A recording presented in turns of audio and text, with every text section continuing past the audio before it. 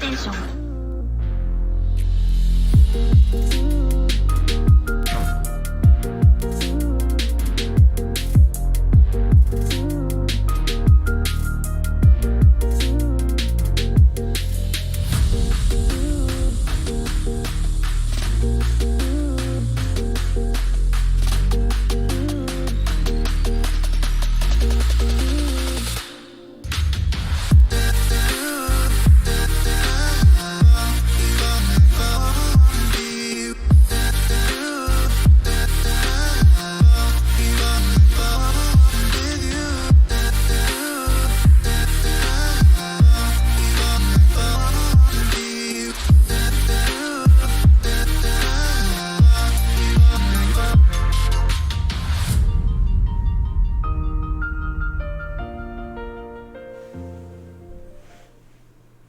Welcome to the land of long-lived play where greatness is always waiting. Welcome to the PlayStation experience. It is I, your boy, Dad Ninja Dev, and as always is joining me from the land of Florida, Mr. Delvin Cox. He's also brought his son along. How are we doing today, y'all? I thank you, Dev. I am the original Delvin Cox. There's no other Delvin Cox who lived before me. Facts. You are super low. I can barely hear you. Let me help you with that. Mike Fowler is trash. How you doing? Also joining us today is Mr. Mike Fowler, the meme master himself. How are you doing today, bro? Hey, I'm doing pretty good, and thanks Delvin for bringing his son over to lower my spotlight of being a guest on this show. It's very nice of him. Anything I can do to lower your shine, I am going to do it. Yes, it is the young junior's birthday this week, so it was his one birthday wish was to be on XP for some reason. So Don't know why he chose that shit. This is why I wanted to be here.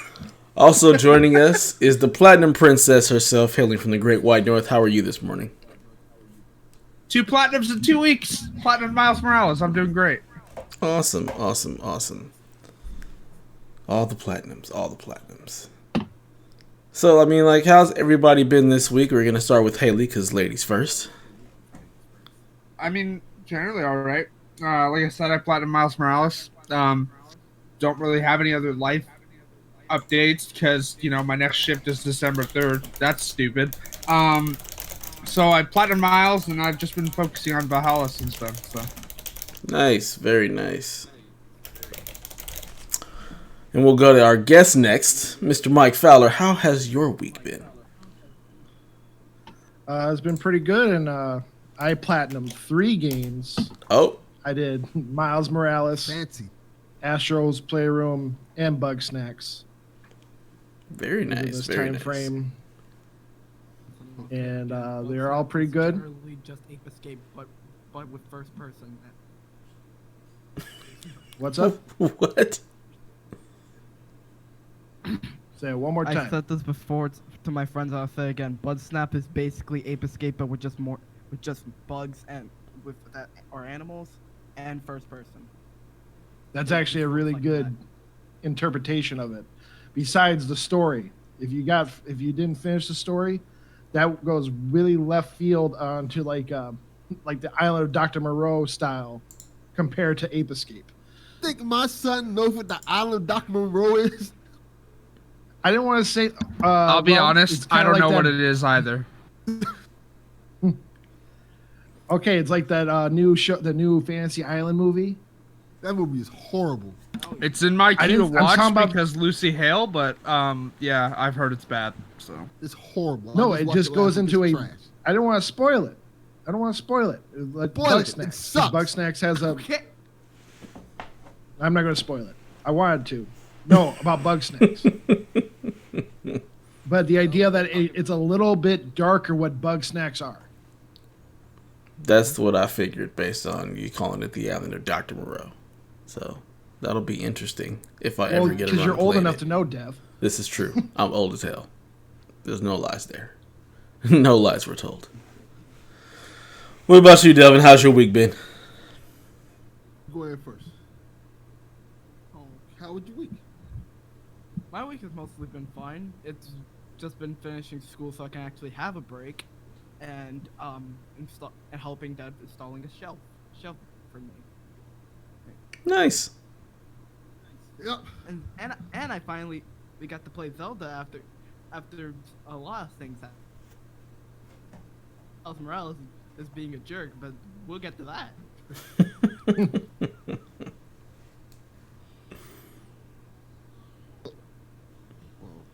I don't know if you want to go first or not, Dev, because I have a long tangent to go on.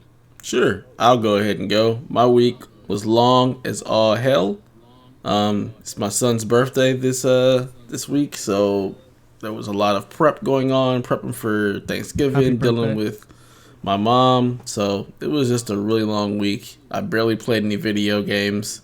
I stayed up way too late last night playing Destiny. So it's been a week, and it's about to start all over again, and I'm tired. That's been my week.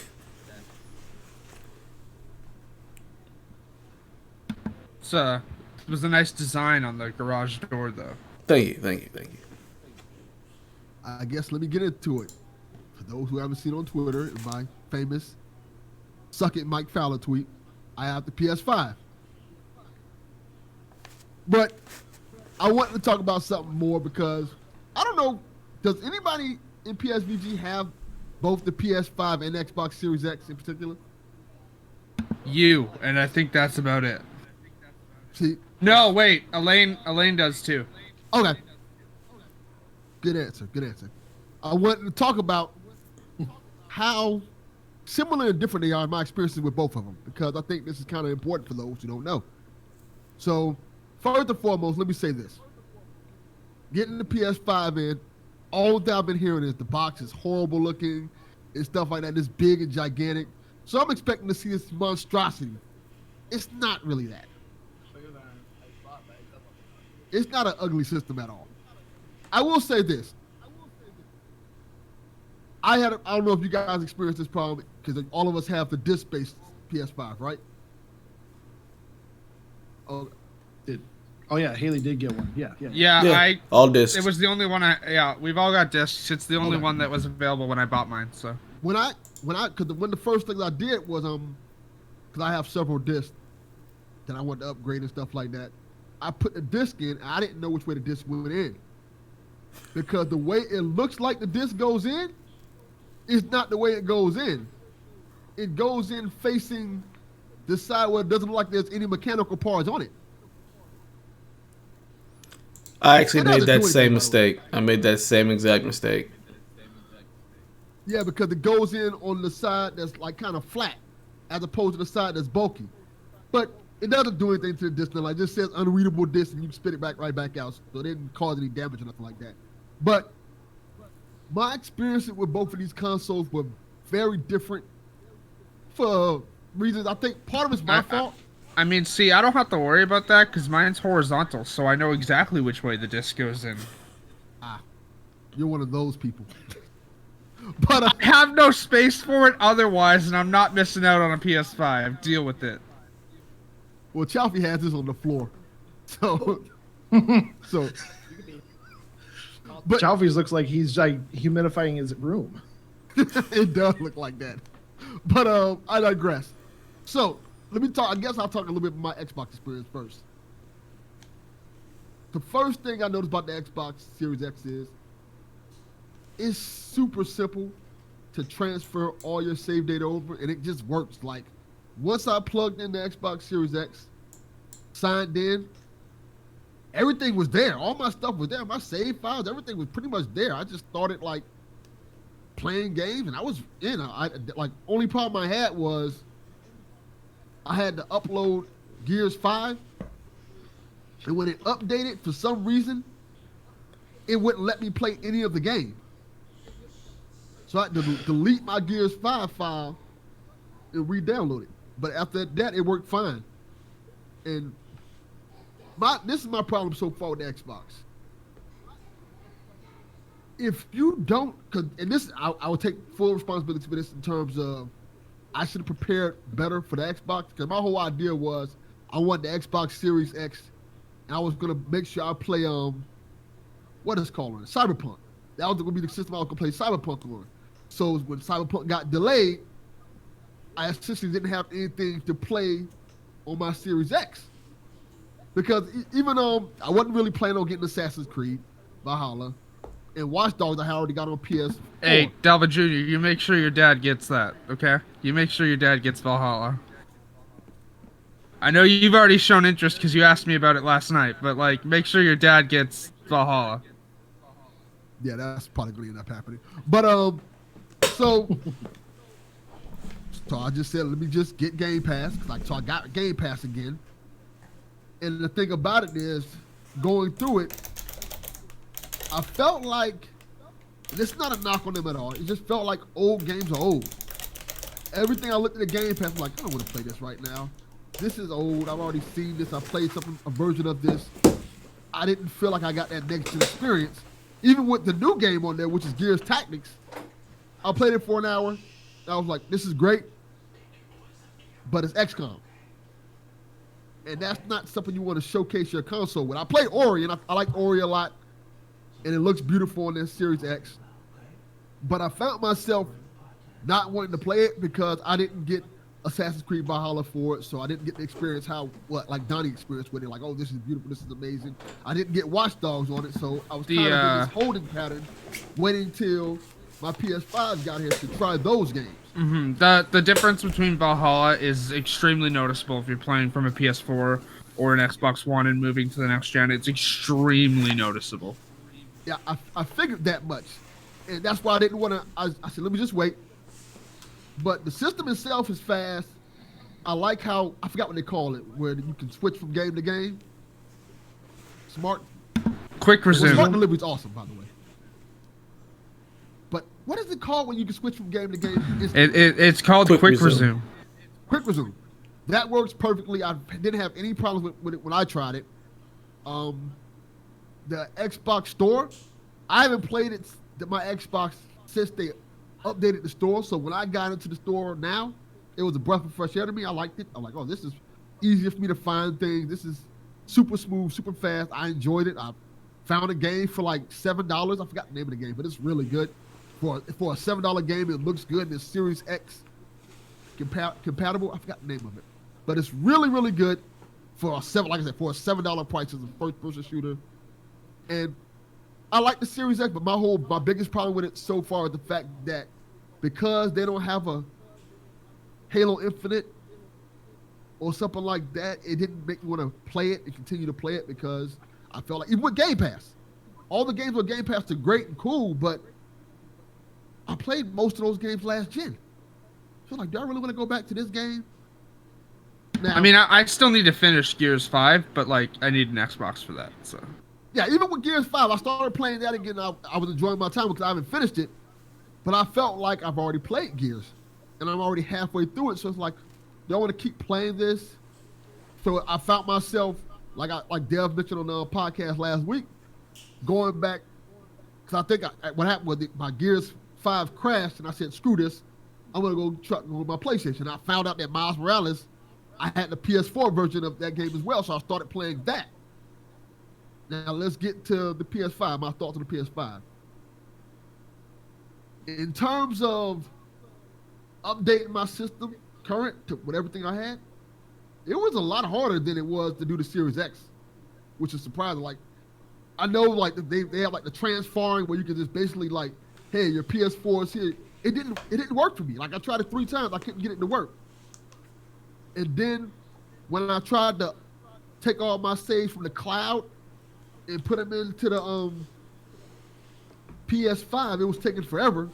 So I ended up taking those files, putting them on a micro USB drive, and put them on my PS5 that way. That didn't take that long, so it wasn't much of a hassle. But as compared to the Series X felt a lot more simple to get it done. I was done with the Series X in minutes, and this took maybe like 30 minutes to get all this stuff on the PS5. I like that when I opened up my PS5 and I signed in, all my games were basically there. And it said, well, PS4, and it says next to it, You may have an upgrade available for it. I like that aspect of it. I clicked on the games, like got my upgrade and stuff, and everything works good. The thing I've noticed about this console generation so far is, I know everybody says how beautiful it looks. I noticed the difference, but honestly, to me, it's not that much of a difference to justify me buying the system. What I do say is, and this is the main reason why I wanted one, it's the small things that matter to me. Like, for example, my PlayStation 4 at this point was loud as I don't know what. So turning on both these consoles and it being super quiet is a huge plus for me. Especially when you're trying to play a system at night and you're trying to get into the ambience of the game and you hear this PlayStation 4 sound like a damn jet. Yeah, I wasn't feeling that at all. I like the fact that the games just load up and work really quick. Like, there were almost little to no load screens or load times for none of these games. That's that SSD for you. Yeah, I also like how they updated the app, because I used the app a lot before they updated it. And now the app was completely clunky before they updated it. It was really clunky. And sometimes I mean, it was load right three and stuff. different apps before they updated it. It was Yeah. Messages, Remote Play, and the standard PlayStation app. But then they updated it, and now it's just all one singular app again. And it works a lot better, a lot smoother, a lot crisper. I can literally go on the app and say, hey, download this game to my system. It works 10 out of 10 times. With the PS4, it didn't always work with me. So I'm enjoying that. I like the systems. I like the updates. I've played a couple of games. I haven't played too much so far. I got a little bit in the miles. But for some reason, it made me have to start back over. I don't know if they my save files on the system, my PS4 save file on the system, but it wouldn't read it. I don't know if I can do anything to update that or something, so maybe it wouldn't. There should be an option in the Miles Morales PS4 version to upload your save, and then on the PS5 version, there should be an option to download your save. If you do not do that beforehand, though, you will, of course, have to start over. Okay. That's what I was trying to Also, pro tip for Delvin Jr. there, who has his own account. If you platinum Miles on PS4, because I know you said you're going to attempt it, when you upload your save to the PS5 eventually, whenever you manage to do that, you will auto-pop that PS5 platinum. It is one of the only games that will fully auto-pop all of the trophies. Does the Spider-Man remaster do that? James Stevenson says no. But it will make it easier to do the platinum there in one go, because if you upload your save once that update goes live this week, you'll be able to do New Game Plus and Ultimate Difficulty from the start, instead of having to beat the game first to unlock Ultimate Difficulty. I like the systems. Ray tracing looks great. My TV doesn't run 120 frames per second.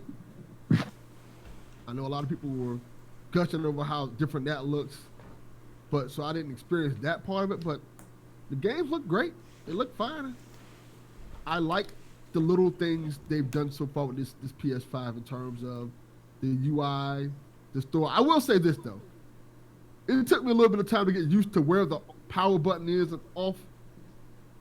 It's weird how they got it set up, and but I keep holding the PS button to bring up that menu when I forget that it's just a tap now. It's so annoying. It's so annoying. Very much so.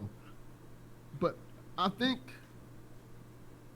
I like the system. I like it a lot. I like the PlayStation Store update. I like everything about it, honestly. It's fresher, it's neater. It felt, as a player, compared to the Xbox Series X, this system feels new. Whereas my time with the Series X felt familiar. You know what I mean by that? Yeah. Like when I got the update to the Series X, it felt like, okay, this is just my Xbox. It just felt like a stronger version of the Xbox One X. Whereas the PS5 felt like a new system to me. I know you're not a technical person, but have you tried Astro's Playroom? Have you felt like the haptic feedback in the controller? It's amazing. It's really good. I like it a lot. It's a beautiful game. Astro's Playroom is a beautiful game. I haven't found all the references yet.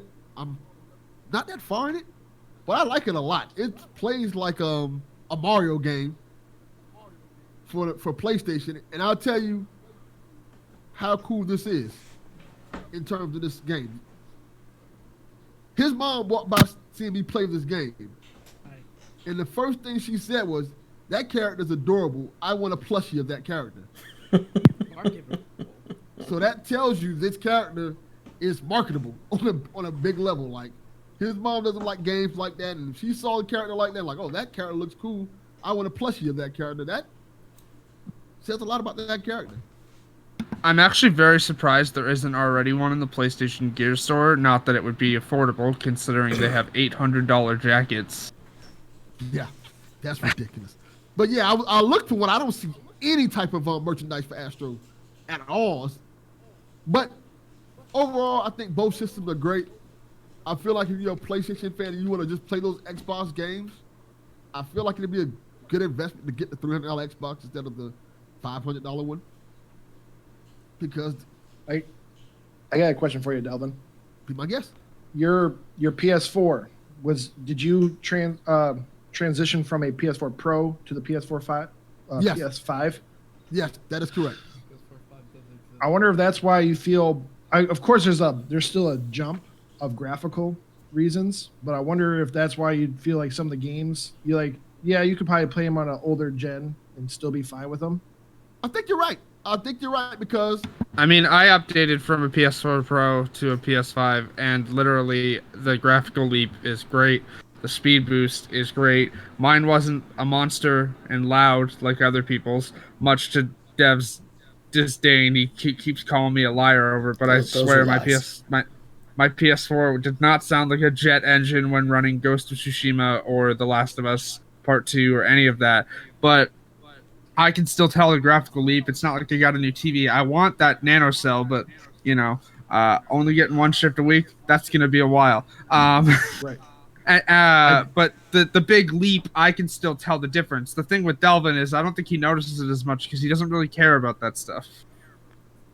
Well, I think it's also it goes into, you said a lot of the stuff that's under the hood, which shows the benefits of the new generation, which he even stated. But I'm just saying, I'm pretty sure for the 5 people here, I'm the only one that, because of counting Delvin Jr., I'm the only one I think went from a base OG PS4 to PS5. So I do see that's that graphical a big change. leap. I know, and I'm very shocked to hear that your PS4 Pro was quiet. But yes, my PS4, the OG one, was a space heater for a jet plane. It was crazy. And just to have this transition to this much quieter, but also seeing the changes of even like the UI is very great and very appealing to me. And to answer for even Delvin about the Xbox, I think that's also what they're trying to sell, is like this is the same UI as you're used to, but here's some under the hood benefits. So I mean that's how they're selling it. I do feel for, I'm just going to stay like that. I do feel for Xbox fans who bought a system on launch and they don't. To be honest, they really don't have no new games. Gears Tactics don't count. I don't, in my eyes. But I do feel for them. But of course they know new games are coming. But yeah. Don't tell Donnie that. The best way to describe the Xbox Series X, quite honestly, it's like having a graphics card and CPU upgrade on a PC. It's the same. It plays all of the same experience, but it plays everything better, faster. It's very, very similar to like the PC experience, and that's like what Microsoft is going for. They're going for this ecosystem of things where everything is the same, but now you've got something that's much more powerful. So all your games play better, all your games load faster, but it's got the familiarity and the comfort of being you're on Xbox. So you know the experience of being on Xbox, and you're going to be able to get that experience across all of the Xbox line of things, whether you're on PC and playing Game Pass, whether you're on the Series S, the Series X, or the Xbox One S. Like, your experience is going to be the same, so you know what you're going to get. But depending on your level of box, you're going to get better, faster type of experience or gameplay. And that's what they're marketing. And I think it's good because, if you're an Xbox diehard, you love that ecosystem. And so you mean I can still have my same level of comfort and understanding, but now all of my stuff runs faster, plays faster, and I've got this vast library of everything. That's what Xbox is going for. That's the benefit of being with Xbox, is that you get to have everything that you've always had, but now it plays better, it loads faster, it runs better, you know? Yeah, I can't say anything about this because I don't have one either. Yeah. I'm sure your dad will let you try the PS5 a couple times. Nope. Nope. So that's How my rude. bot, son. Nope. My son is not good with taking care of things. So barely. It's alive. Yeah, my children like to destroy their Switch, so I understand. All right. I don't have kids. I don't have to worry about that. Yeah, just don't let your cat play with it. Maybe she'll like knock it over or something. Actually, I mean, my cat can't knock it over. She can't even reach where the PS5 is located. But I do have to constantly pull her out of the little nook in my entertainment stand where my external hard drive is. Because with the PS4, it used to be able to just sit on top of it, right? But even trying to get it to sit beside it, there's not enough room in that little space I have the PS5 right now. So I have it in an open cubbyhole. And because external hard drive warm, cat goes, ooh, if I fits, I sits. Cats. So did you play? You played Miles on the PS4, Delvin, and then you also played it on PS5. Did you play it in the performance mode, by any chance? No, I didn't actually. Oh. I played on the fidelity mode. Fidelity's where it's at. I tried. You wanna Those see- reflections look so bad in performance mode. They look awful. I actually no, not at all. They don't look bad in performance mode at all. I think the performance mode actually looks a bit better because of the frame rate. Try Miles in performance mode if you really want to see what the jump between the systems really is. Play it in performance mode compared to the 30 frames of Miles on PS4, and you'll be able to see like the real shift of what this generation is. It's ridiculous. I will say this that I didn't notice. The PS4 load screen times are actually pretty decent on Miles. On the actual PS4 itself, the Pro. Yeah. They're not that long. And in terms of graphic wise, it looks okay. There are some moments like, this looks a little janky. When I was playing it, like Peter's face looked a little off. When the PS5, all that's gone. It is beautiful. It is really nice. It looks great. Like you can see the difference between the versions, but the PS4 version is not bad at all. It's not like it's a broken version at all. It runs smooth. It plays smooth. What I played from it, I think my son had a little problems with it. When he was playing it, but he was playing it on the regular PS4. Well, tell about the problems you had with it. All right, so let me just say this: Miles Morales is a fantastic game. I love the world. I love Miles as a character in general. But someone forgot to polish this game. I'm just gonna straight up say that. Basically, I experienced nothing game breaking, but I experienced some glitches just while going through the game. Like it was mostly graphical glitches. Just like there was like around the end of the game, there was a guy on the inside of the floor. And he's just glitching out. There was like a bunch of graphical glitches. But let me tell you the one that I found the funniest. So I don't think this was supposed to be left in, but if you click on a suit and then press circle and X and then click on it again, you can play as Peter, and he is broken. Like the venom punches won't activate. The tricks won't even show. He just straight up doesn't work. You could swing and fight. That's all you can do with him. It shows up as Miles, but you're really playing. But it still has his animations from the original game, and he still fights like Peter. It's just, you can't do any venom attacks. You can't really do any tricks. Well, you can, but the animation won't play at all. Didn't your screen go like entirely blue at 1.2? Oh yeah, that happened too. That was fun. Get this man a testing think- Did job. anybody? I think, to be fair, he has a regular PS4. I had a PS4 Pro, so I think the problems may exist with the regular PS4 as opposed to the Pro. I don't. Young, yeah. I've linked him a couple times in the PSVG Discord. This guy I follow for news coverage. He had a couple of glitches. One where like he turned into a lamp.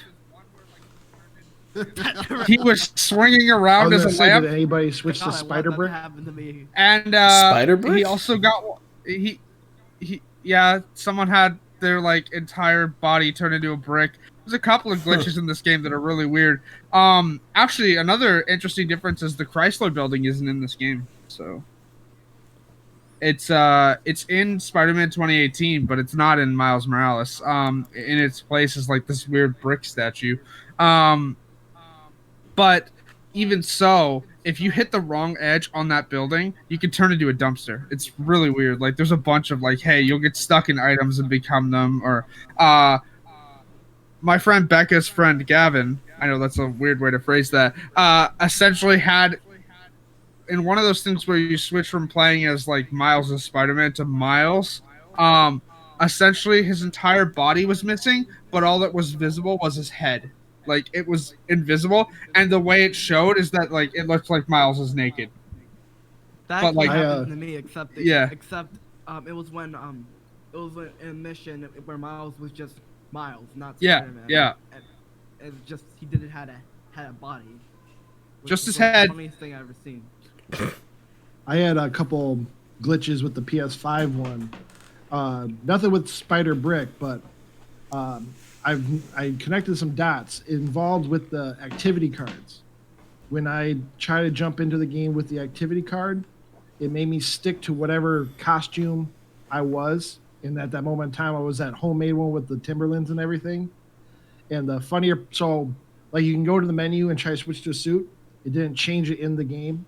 It shows it in the menus that you switch, but it didn't do it in the game. And then it also sticks you into, so let's say you're in a cutscene or in a level that involves you having to just pretend to be Miles and go down and like talk to like the feast people.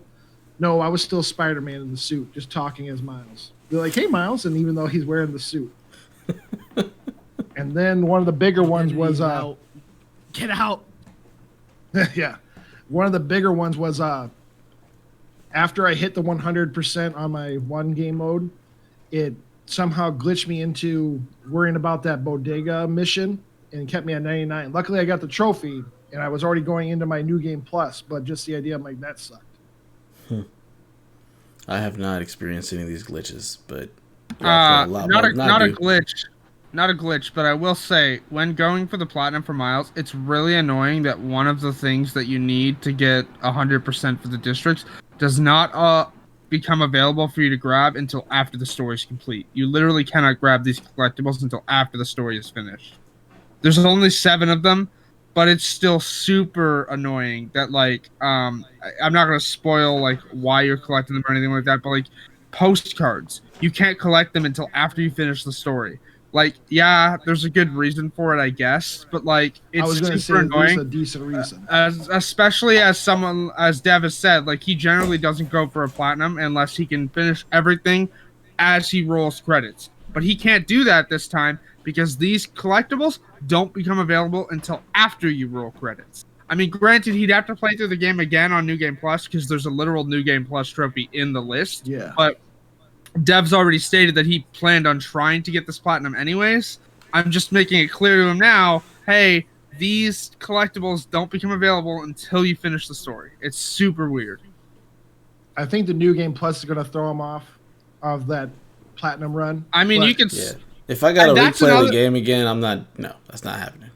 I mean, you can blaze through the story, skipping cutscenes in 5 hours. I will say, it's super annoying that you can only skip some cutscenes. Yeah, but still, like, they're having to replay it for the platinum, and it's not that serious. So that won't be But something I'll do. for the benefit, it is a very short run of new game plus with it because I mean, it's yeah, been I mean, upgraded a couple also- of times. Also, to be fair, there's skill point unlocks you can't unlock until New Game Plus as well. and a suit that's not unlocked until then either. But like by the time you reach playing in New Game Plus, you'll have what you need to get those skills and the suit. So Only suit that matters is the Spider-Verse suit. So I agree. I'm personal to the end suit, the one where he's wearing like the combat boots and the cargo pants and the black hoodie with the spray painted spider on the back. Looks great. That's the suit I played entirely in New Game Plus with. So I would especially say the not skipping some cutscenes part is annoying because I already said this, but I'm gonna say it again. So while I was playing the game, I decided to take a break to try out the new Zelda game since there was a Zelda game coming out around the same time. So I tried that out and I decided to come back. And what I usually do I close the game up because I don't know. I just do it. I just do it because it's a habit I've been doing mostly for everything. So I just do. So what I had to figure out this game didn't have autosave the hard way. Very much the hard way. And I wouldn't mind it if I wasn't in the final mission. And this weekend I was gonna like, all right, I'll just try to get the platinum this weekend. It shouldn't be that hard. Yeah, those plans kind of flopped. Wow. Okay, so to explain, it was around 7 when I started playing the game, like 7, 8, and then I stopped at 12. And then I stopped at 12. All that data did not save apparently, and I had to do all of that all over again. Which, so just to help you out, there is autosave in the game, but it only activates after collecting a collectible, completing a crime, or completing like an enemy base or whatnot. It does not activate if you're just standing in the middle of the street or anything like that. It was the same way in Spider-Man 2018. It's really weird. perfect. So basically, I had to do all of that again, including the most annoying boss fight I've ever had in a game. So Yeah, don't spoil that for people, but that boss fight is super annoying. Yeah. yes, very annoying. I hate it. All right, let's move along. We got a lot of podcasts left, so let's get into it. We got 2 questions this week. Our first question comes from @thatretrocode. He asks, if Sony acquired Hudson Soft, what games would look fantastic on their platform, and what would be their first game? Before we answer this question, can someone explain to me what this is? Because I've never heard of it. I was going to say, I don't think Haley even knows what Hudson Soft is. Didn't Hudson Soft shut down? Did Hudson Soft shut down? I don't know if they shut down, but I can't remember the last time I've seen their name. Right, and then just shut it down. Like I know, like Bomberman, like lived on because. Oh, okay. So Nintendo. Okay, great reason why I don't know what it is. Yeah, so Hudson Soft, they ceased to exist as a company in 2012, but yeah, they were like. They made a lot of like NES games. Like when I think of Hudson Soft, I actually think of Adventure Island. Like that's the game that comes to mind for me when I think of Hudson Soft, just from GamePro ads and EGM ads. Like that is the game that comes to mind. So if Hudson Soft were to make a PS game, it would probably be Adventure Island. Like that's what I would imagine. I mean, Bomberman, I only played the Super Nintendo version of, but other than that, like, I don't know what they would make because they're not a company anymore. So, when I think Hudson Soft, I think mostly Mario Party. So, I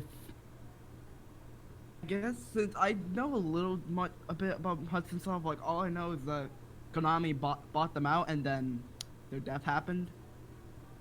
But if Sony were to buy Hudson Soft somehow by raising it from the grave, sure, why not? I know a little bit about Hudson Soft. I used to play, like Dev said, Adventure Island? Mm-hmm. Which was a really good game. I would like to see that come back in some type of revival, maybe a $10 game. But my whole thing is this: why would you buy Hudson Soft in the first place? In terms of what, like Bomberman, You can just buy the IP of Bomberman. I don't see what would be the necessary need to buy an IP, a company that basically doesn't have any value. I don't actually think they could buy the IP for Bomberman, considering Nintendo owns it. But you know, Konami owns it. doesn't Nintendo own it now? Rights to have the game had the game on Switch for a year, and then they ported it to PS4 and Xbox One with Ratchet and Master Chief in it. All right, I'm looking up some Hudson Soft's games. Haley got schooled by a child.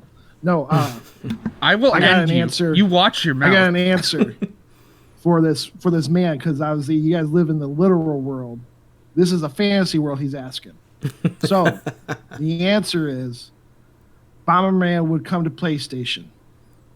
Little Bomberman, his sidekick, will become a gay character for no reason.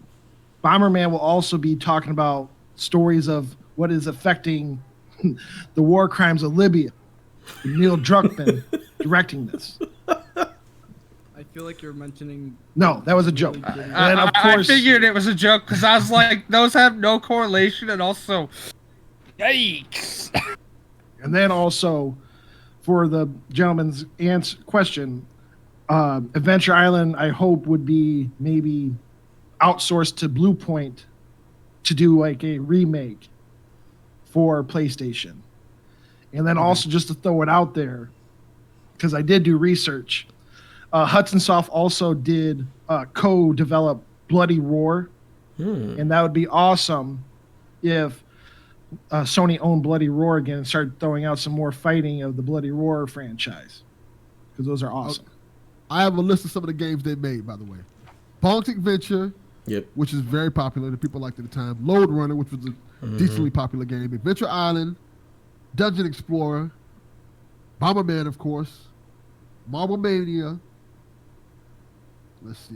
Oh, that's actually a good game. Bill Lambert's Combat Basketball. Can't forget that one. Bill Lambert's Combat Basketball, Fusion Frenzy 2. Like, mostly Mario Party 8 is probably the biggest game on this list. No, actually, they develop all the Mario Party games. Well, so yeah, but that's the point. Mario Party is probably the biggest name on this list, and PlayStation can't develop a Mario Party game. Obviously, they can make probably a PlayStation Party game, I assume, but I don't know if it would work. Honestly speaking. Yeah, it's a very interesting question. It's an interesting developer to ask to be on PlayStation, just because there's no history there at all, really. I mean, you gotta remember, Hudson Soft is gone. It's long gone. Yeah. Anything that's left of it, Konami just milks Bomberman if they need to. If PlayStation, this assumes Konami cares about making video games and instead stops making pachinko machines. Also true. Oh yes, Silent Hill pachinko machines. Oh my god, that was awful. Golden. Game of the year. All right. But I feel like if Sony was to buy a company, either they'll probably buy Konami out, or probably just Konami. To be honest. I honestly don't think Sony can afford to buy Konami. Yeah, I don't see that happening. Also, Konami cares, again, too much about making pachinko machines. If anything, they would license their properties out to people. But, again, the only person who can really afford to buy them in the gaming sphere is Microsoft. So. Alright. Moving along. Next question. Fred Prince 2017, he says, I don't know why, but I love singing the GPU in Astrobot Jungle level, the song there. He said, I think it would be funny to have that on the top of a Christmas tree singing Christmas songs. Am I crazy, or is anyone else with me? Hope you guys have a great show. Yes. GPU Jungle is a great song, but also, like, every level sings the name of it. It's really funny. They all, like, have an upbeat tune to them, and like if you're in Memory Meadow, it'll make Memory Meadow, and it's really like it's an interesting concept for sure. Honestly, though, I think my favorite part of Astro's Playroom, besides like these little upbeat tunes, is all the references. When you find the Last of Us one, it's really funny because Ellie's like doing this little like cowering behind Joel, and Joel keeps looking around the corner with a brick in his hand. And there's an Astrobot dressed up as a clicker in the corner, and Joel keeps looking around the corner and then hiding. I ran into that and didn't even realize it was what it was. I was like, what is this? Didn't click at all. Not even. I mean, also the backpack was on the ground there, so probably why you didn't. Yeah. Just did not. I'm just like, what's going on here? The Aloy reference is pretty great too, and so is the God of War one. So. I literally just go through that game, and every time I find one of those little robots, I just beat the crap out of them. Just beat the living crap out of them as much as I can. Actually, as often as I can. Fun fact, in CPU Plaza, which is like the little hub world, there's a trophy for having 10 of them follow you, and you know the little glass thing with the little GPU chip in it? Yes.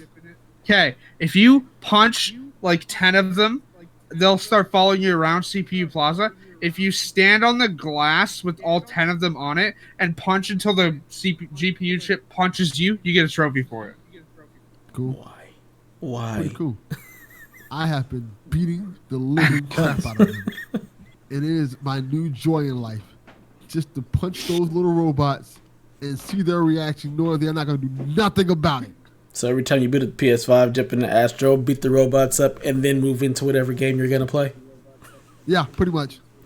I platinumed Astro and then uninstalled it. So it's worth the $500 just to beat those robots. Wow. What an interesting turn of events. I actually have more of experience with Astro than I are PS5 exclusive, mainly because I've just been watching him play and a streamer play. I can't remember his name, but I would just say this: it looks like something Nintendo would make, and I kind of appreciate that, and I love like all the little references to see, and the music is great. Until it's not, because that can get really annoying real quick. But again, I'm really excited if I ever get PS5 to try the game out because it looks like a fun platformer, and I love platformers, so of course I'm going to play it. Give that man a controller, Delvin, and let him play the daggone game. You Grinch. No. I like to just say GPU Jungle's song is top tier compared to the other ones. The other ones do sing their song, but GPU Jungle slaps compared. So do they have the lyrics to the songs in every level? Because I found the lyrics like on a wall to GPU Jungle, and I was like, oh, that's interesting. Those are the lyrics, but I didn't see that in any other level. No, GPU Jungle is the only one that has the lyrics on a wall, but like again, every level does sing the name of it. It's really interesting. I think GPU Jungle is the only one that actually has longer lyrics because there aren't the other ones even just go just SSD and like, yeah, you know what I mean? Yeah.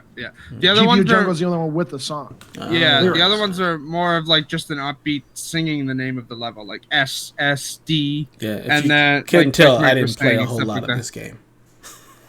I only played it on the stream for Garrett, and that was it. I said I was gonna get that platinum, and also again, this is one of my brothers. I asked this question on PS I Love You for like Astrobot's like review, and it was answered by Greg. He was like, "Yes, there's a platinum," and I was like, "Cool, I'm getting that platinum," and I did it. Yeah, I hate motion controls. That game had motion controls, and I was like, I'm done. I'm out of here. We're done with this. I will say, having to use motion controls for half that stuff was really annoying, but I did it. I got it. Yeah, so. It's cute, and that's about all I got for it. I mean, essentially, it's just a tech demo to show you like features on the controller, but like it's still a 4-hour tech demo. So it's basically the Wii Sports of the PS5. It's there to show you how the system will work, and then get it out of there. Sure, but we don't know. But also, I don't think it's the Wii Sports of the PS5 because people aren't throwing their controllers into their TVs and shattering them. That we know of yet. I can definitely see somebody doing that monkey and chucking the controller. Well, they're just... Oh, somebody yeah, the monkey is a bad design, honestly. And also the trophy for that one, that was my most annoying trophy in that game. Fall 99 meters and catch yourself at the last second. I felt bad just looking at him doing it. Yeah. Not a fan of the monkey part. Too much work for you, Delvin? Too many buttons to press? Old Definitely. man. Too much work. I mean, My old and you man. gotta spin the controller like this. Yeah. That was Gotta do probably the that. most fun I had with that game was the monkey climbing part. All right, I haven't tried it, but it looks so it's cool. funky. It's a fun That's game. probably the right word. Yeah. All right, time to get into some news. What's your story for us, Haley? Will you go ahead and take it away? Yeah, I had to change the story because someone had the same story as me. Anyways, essentially, Psyonix has come out and said that there won't be 120 FPS for Rocket League on PS5 because on the Xbox Series it would be a minor patch, but a full native port on PS5, and this is apparently due to the way backwards compatibility works with PS5. I don't know, just a quick, short little story here that's like, all right, I mean, again, most people only have TVs that are going to do 60 FPS anyways. Like, a lot of us in the Discord are a different exception because the nano cell can do that, and Justin's TV can do that. I don't even remember what his is. I know his is Sony, It's but I the don't know the actual, like, X900H. yeah, okay. His can do 120 as well, but like we're a different brand. Like we're all like advocating for like the same type of TV or whatnot in the Discord. That's not the most general consensus of consumers. I don't think a lot of people are gonna have TVs that can do 120 FPS. So like, it's not really a big deal, but also it's weird. Essentially to be like, hey, we're gonna give you 120 FPS, but only on Xbox. Like it's weird. And also, I keep seeing this in the same vein being advertised as Call of Duty can only do 120 FPS on Xbox. No, it can't. It can do it on PS5 as well, and they've flat out said that. But people still go with the only available on Xbox. This is not me trying to stoke like wars between consoles because I hate that stuff. But like, it's just a weird situation, honestly. So, my thoughts on this, it just comes down to just development. The way PS5 games are made, the way Xbox games are made. Yeah. I mean, Xbox is literally just a PC, so it's easier to just kind of turn on and off those features where I think Sony wants you to develop something native to the PS5 if you want to be able to use like the 120 hertz. So it does require a little bit more work. It's definitely doable, but it's just a matter of, is that going to be the priority? Like Haley said, not too many people have a TV that has HDMI 2.1 that can do 120 hertz. So it becomes one of those things where, do I put in a bunch of development time to get this for the small, group of people that are actually going to use it? Or do I focus on actual game features that I know my player base wants and then get to this, down the road? I don't have a 120 hertz TV. I'll probably have a monitor that does that eventually, but it's not something that's like high on my priority list. I'm happy to get 60 frames at this point. Yeah, I don't have a 120 hertz TV. Again, I want the nano cell, which would be able to do it, but I don't have one currently. Currently, my TV can only do 60 at 4K HDR. So, any thoughts on FPS, Mike? Do the 60, 120 hertz, does any of that even really matter to you at all? Well, I do think it stinks that it does involve a whole remake of like a Rocket League. Yeah. And I'm like everyone else on here. I don't have a 2.1 HDMI TV because yeah, my TV says 120, but of course it doesn't have the HDMI 2.1s. And then also just more for the benefit of for the thing. Apparently, for Haley, I think they're talking about Warzone on Xbox can do 120. Cold War can on both systems, but because of the backwards compatibility features of Xbox, Warzone 2 can also be 120 on the Xbox. That's what they're chanting for, just so I know. No. That's great because I was a little confused as to why they were still going with it. Like that's a great information. But also, I was who's right still like playing you Warzone? A lot of people. It's free to play. Yeah, I know Warzone it's is free to still play, huge. but there are better games to play. Depending on, that's all in the eye of the beholder. Yeah. Better to you may not be better than them. I still have lots of friends that are playing Warzone and enjoying it. But continue, Mike. What is it? No, yeah, because I was going to say, I was just like you yesterday when I saw it, and then I read it so fast when I saw him say Call of Duty, but I saw him say Warzone, then I'm like, oh, okay, chill down. But no, it does stink, and I do wish, but also at the same time, Could this possibly be updated into the system? I don't know, because like how they can say they can update 8K into the system later, they're going to do a patch for the 1440p screens too, monitor screens. Like, I wonder, can this hot be... take? I don't actually think they're gonna do that. Honestly, the fact that they've said if we receive enough fan feedback, we'll do it. But then they've also come out and said that they haven't heard fan feedback of like not having enough storage space, when literally that's been like the most talked about thing on the internet. I don't think they're doing 1440p. I think also Jim Ryan is a sugarcoater. I think the idea that he just bullshits for Sony to try to keep them just at a neutral level. But the idea of just knowing it possibly might happen, and then I don't know because I'm not a tech person. Like, could that be patched in because of even like the, just other little things of that have been being rumored around? Could they update like maybe even like how much data gets pushed through an HDMI? You know what I'm saying? Yeah. Yeah, I think they definitely, as far as the 1440p, I believe that'll happen eventually. Same with the 8K. It's literally just something that they have to patch in and turn on. I just don't think either of those are super high priorities because, one, who the hell has an 8K TV? Like, that's not a big thing. And again, consoles don't exist in the monitor space. Like, it's just not. If you're not a streamer, you're typically not playing your games on a monitor. So the 1440p, while yeah, it'd be great for those who play on PC and have their whole setup all in one place, but it's just not a majority. So I understand the push for, making sure everything works on the TV, because consoles typically, I would say probably 85% of the time are hooked up to a TV. So that's their focus. You don't have very many. There aren't TVs that you can buy that run like 1440p as like their native resolution. So them not including that, while yeah, it does suck for those people who, use a monitor. There's not a huge like player base there that's sitting there on console trying to game in 1440p. So I do think that they've heard some feedback, but it's not enough of them to really make that move yet. And even hearing feedback about the hard drive, like, you can't change that at this point. They're waiting to get, enough information on the Gen 4 SSDs to be able to say, yeah, these are the ones that will work, and that will come. It does suck, but that's also part of early adoption. You're gonna deal with all of the things that just aren't quite ready yet by being there day one. It definitely sucks, like also moving stuff from the SSD to the hard drive. Like, you can't move PS5 games, but that's something else that I think that will come in a patch. I think that's something that they will be able to address down the road. But again, this is just the joy of being an early adopter, these early adopter woes. Like, that's just kind of par for the course. Can you play your games? Yes. Do you have to delete some to play more? Probably. But it's not going to be the regular. That'll change. Yeah. Eventually.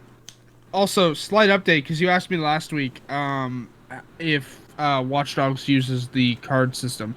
It does.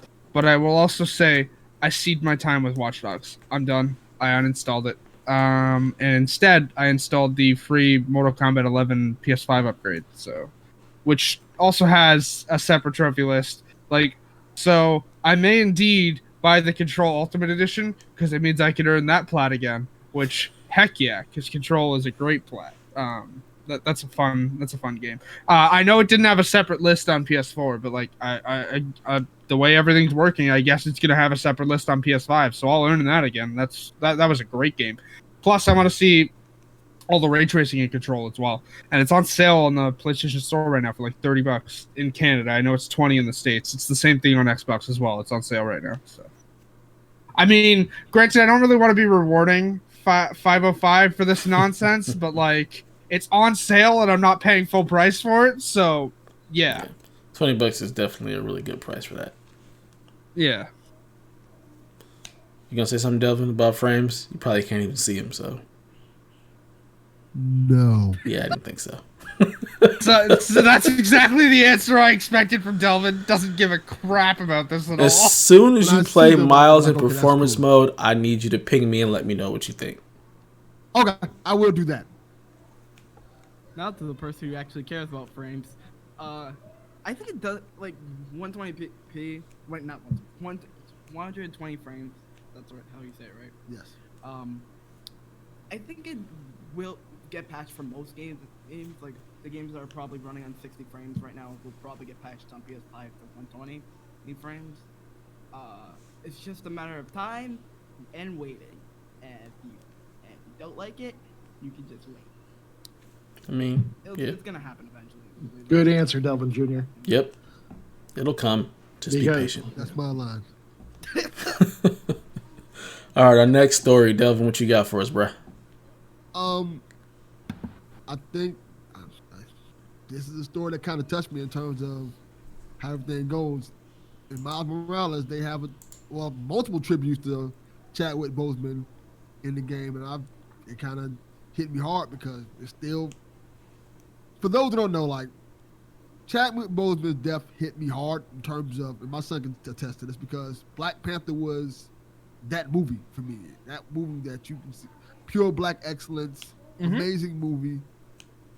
It felt like we were going somewhere. So when his passing happened, he's such a talented actor.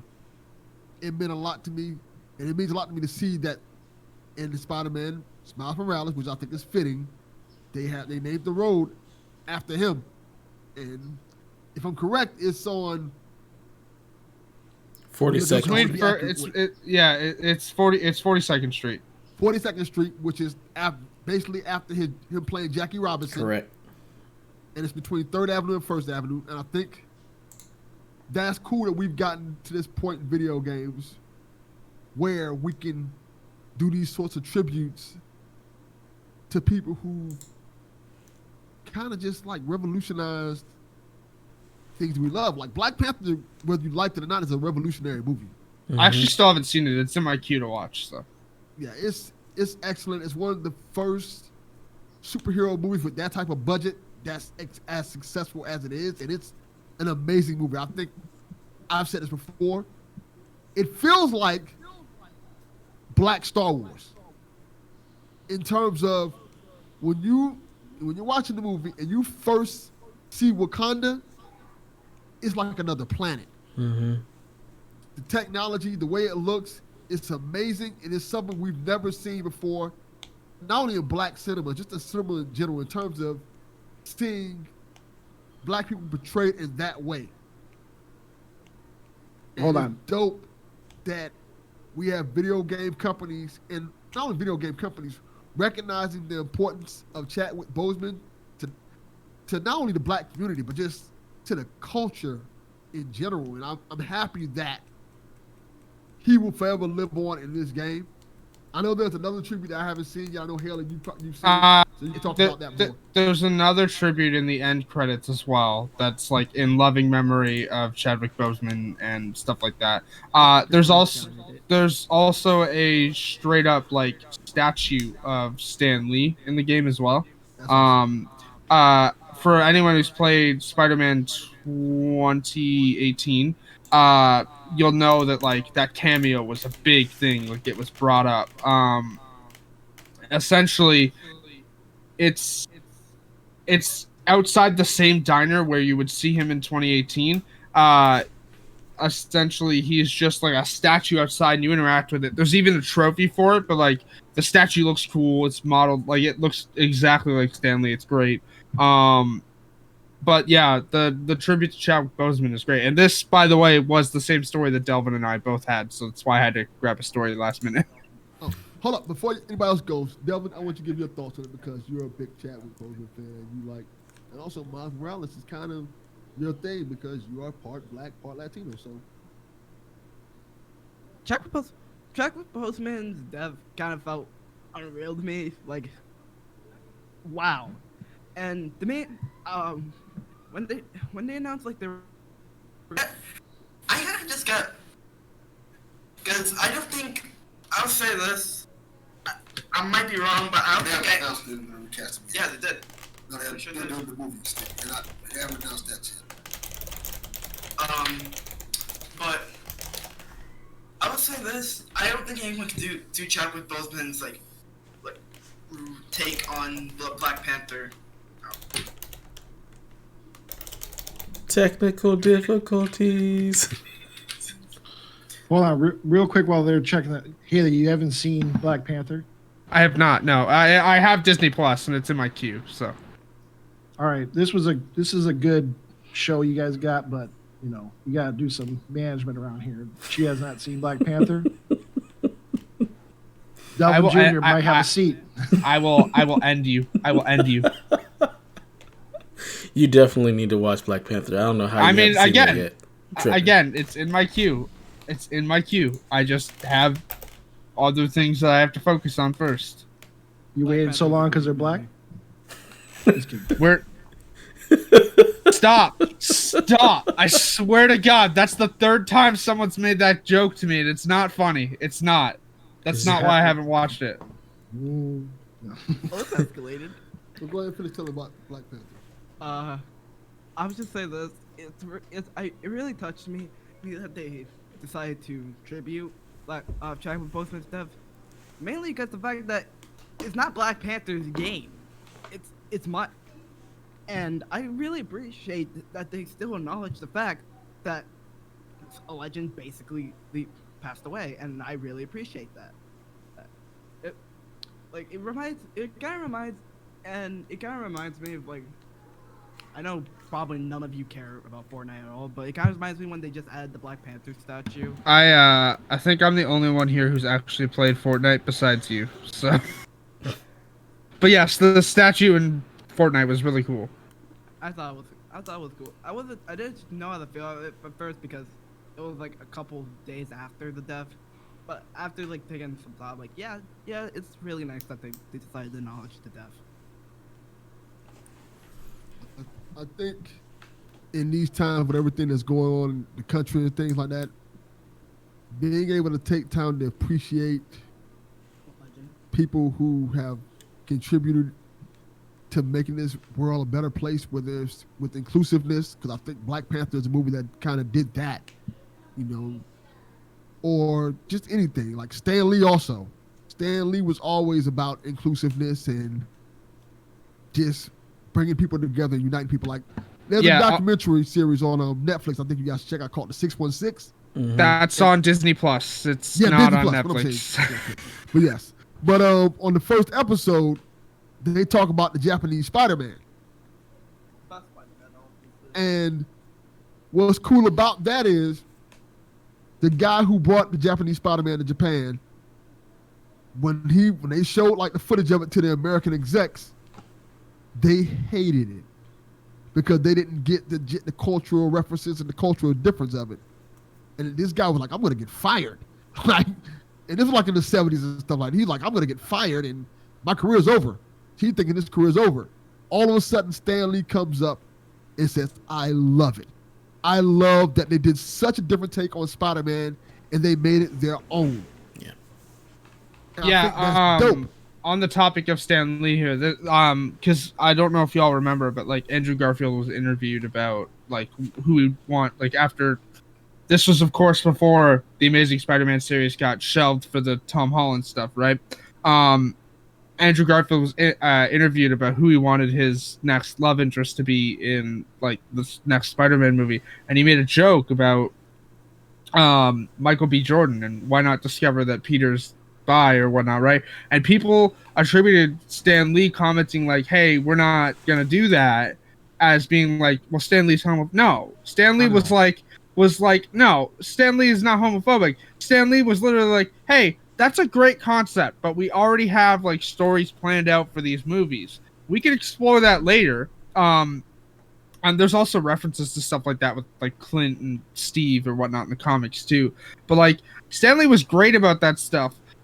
It's just a matter of like people attributing things that were said to Stan Lee's mouth that weren't there. And it's like, again, as you're saying, Stan Lee's always been about inclusivity. Like Stan Lee is like what was one of the biggest support. I can't directly remember. Again, like I'm more into the DC side of comics than I am the Marvel, but like I can't directly remember. I'm pretty sure Stan Lee was involved in Black Panther's creation, right?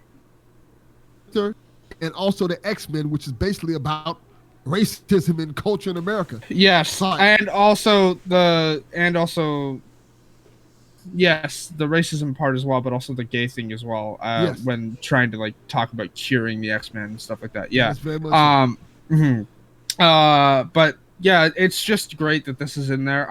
But also I wanted to ask Delvin Jr. I know this wasn't a direct tribute to Chadwick in Spider-Man 2018, but what were your thoughts on like the mission in 2018 where like you take a photo of the Wakandan embassy and Peter talks about King T'Challa?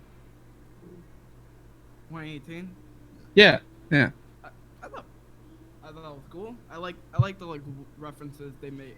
Of course, that was after. That was before all that went down. But I thought it was cool that Spider-Man 2018 decided to like mention that there are other superheroes besides Spider-Man. Like the coolest one to me was the fact that they mentioned Daredevil, because I love Daredevil. Yeah, the bar in Hell's Kitchen. Yeah, that was a good reference. I also really like the Sanctum Sanctorum as well. Like they got the design like entirely like lifted from the movie, kind of. Like, that wasn't an only reference. There was also like his like actual lawyer card, and Spider-Man mentioned that a blind man gave it to him, and it was really cool. Like, yeah. Mentioning like all different superheroes that actually existed as well, and the Avengers were cool to me. That reference is still in the remastered version, by the way, because I know there was a tweet going around about that. But essentially, because Greg Miller had posted that like they cut the line about the Avengers being on the West Coast in the remaster, but they didn't. Essentially, a car chase had gone by while he was taking the video, and it cut off the audio about the Avengers being on the West Coast. So, oof, that's sad. Good old Marvel. Marvel gonna Marvel. I appreciate them putting all the love and care that they do into their worlds, and it just, goes to show that when you have somebody who's, as loved and appreciated as Chadwick is, that they give him the respect and show him the love that I think he deserves, not just as the Black Panther, but also as an actor and as just a person. Like he was battling cancer for a long time, and none of us knew. That just showed that his strength and his resolve to understand that what he was doing was more important than what he was battling. He was bigger than his disease, and I just really appreciate him and what he brought to the stage, and the fact that they're honoring him in so many different ways. I really appreciate it, and I love to see it, and I hope that it continues on. I know that they're going to be doing something in the Avengers game as well, so I'm glad that it's not just like being shoved under the rug or being forgotten about. Just how big Chadwick was as a person and what he meant to just the culture. Black Panther was one of the few movies me and my wife both left in tears because we had never seen ourselves represented in that way on screen. So it's huge. Now I'm just Looking wondering, forward to that a lot of the Netflix Marvel game. media is just attributing Chadwick both, but I'm wondering that if Black Widow is gonna talk about say anything about it. They're like, as like a I wonder if they'll do the same thing they did with the Stan Lee, with the Marvel credits for Stan Lee. That'll be cool. That'll be really But also, what are your thoughts on them moving forward with Black Panther 2? Sure. I mean, as long as they got someone who can play as Black Panther, like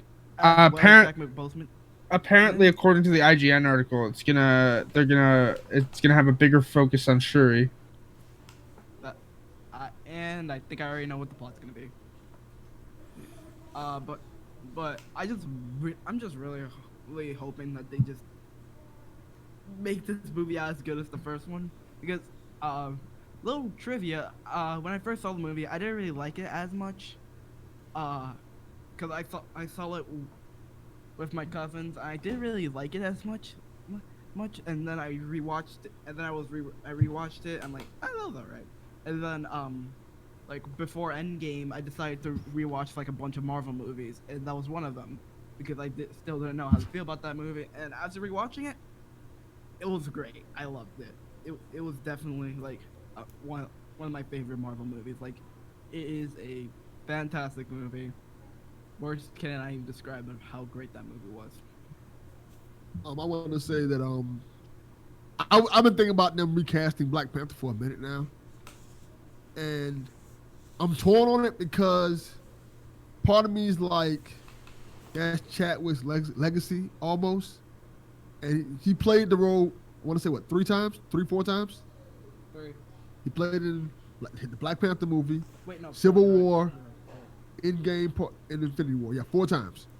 So I'm torn on it, but at the same time, I feel like the world needs a Black Panther. Mhm. So I know a lot of people want Michael B. Jordan to be recast as him as well. I don't want that at all. No. Yeah. I haven't heard that, but that makes zero sense to me.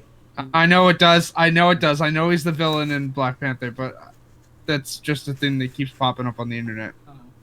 Don't do that. Yeah, my whole thing is this. I'm happy they're doing Black Panther 2, and I'm completely fine with Shuri becoming the Black Panther, but I don't want it to feel rushed. So they need to recast Black Panther to make that transition happen. I'm fine with that, because I feel like this story is too important to mess up on. Yeah. They have to We pass the as a mantle culture- properly. Yes, we as a culture need Black Panther. Like, this movie, the first movie was super important to us. The second movie is going to be super important to us. And I feel like having that sort of representation, like Haley, like you always talk about with Bit, how much you love Bit, how important Bit is to you. I love Bit. Yes. You need I to feel watch like- Bit. You need to watch Black Panther. Again, it's in my queue. Bits I in feel his like, queue. I know it is. feel He like- messaged me about it. Black Panther is important to us like that in terms of it's part of our culture. It's one of the few movies that got black culture right. And that's something that we like. Dev always talks about how video games doesn't get our hair right, and there's so many things that video games gets wrong about black culture.